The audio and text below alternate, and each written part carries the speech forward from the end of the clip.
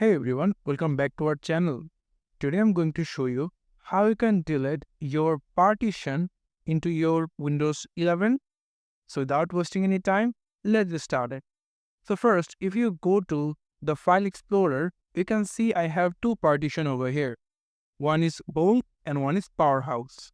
So if I go for the Powerhouse and basically I want to delete it, so before deleting it, you just make sure you back up them all into your Windows. So for that, here you can see I already backed up my all 5 file over here, and I'm going to now delete it. So first you can delete it by click on your right mouse button into start icon and go for settings,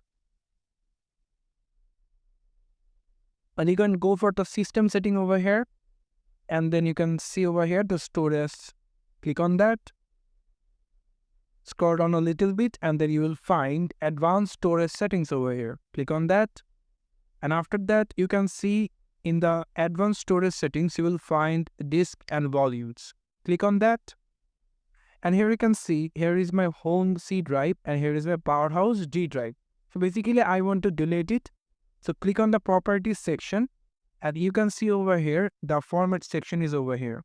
So if you click on the delete section, you can format or delete the volume to delete all data on it.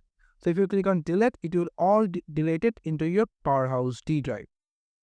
And then there is another way for deleting it. So if you click on your right mouse button in the start icon, go for the disk management.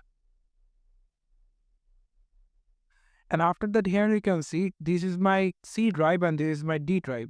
So if I click on the D drive, click on your right mouse button and click on delete volume. By this, it will delete it your D drive over here. So this is how you can delete your drive or partition into your Windows 11. You can do it as well at Windows 10.